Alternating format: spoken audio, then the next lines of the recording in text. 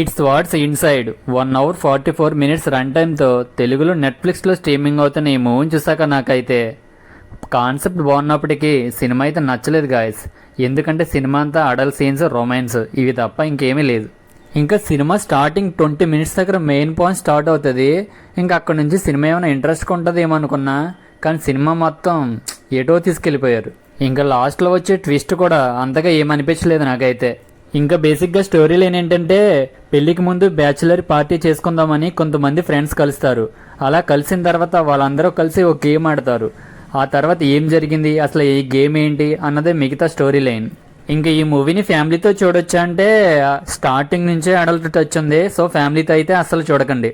ఇంకా game concept చాలా బాగున్నప్పటికీ ఆ గేమ్ ఆడటం స్టార్ట్ చేశాక ఇంకా ఒకరి కోరికను ఒకరు తీర్చుకోవడానికి గేమ్ కనిపెట్టినట్టుంది. ఇంకా ఈ మూవీలో థ్రిల్లింగ్ గా కానీ అండ్ ఇంట్రెస్ట్ గానీ ఎక్కడ అనిపించదు.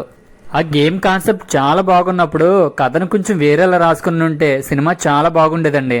ఇంకా ఈ మూవీలో కొన్ని లాజిక్ లైన్ సీన్స్ కూడా ఉన్నాయి. అలా ఎలా మారిపోతారో ఎంత ఈజీగా అని కూడా అనిపించవచ్చు. సో సినిమా కాబట్టి జస్ట్ ఓకే అనిపించింది. ఇంకా యాక్టింగ్ విషయానికి వస్తే అందరూ బాగానే చేశారు, పర్లేదు.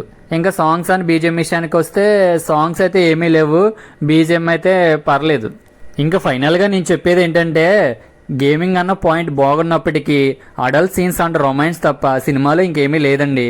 నాకైతే నచ్చలేదు. ఇంకా మీలో ఎవరైనా ఈ మూవీ చూస్తుంటే ఎలా ఉందో కింద కామెంట్ చేయండి. ఇంక ఇలాంటి జెన్యూన్ రివ్యూస్ కోసం మీరు నా ఛానల్ సబ్స్క్రైబ్ చేసుకుని అలాగే పక్కనున్న బెల్ సింబల్ని ఆల్లో పెట్టుకోండి.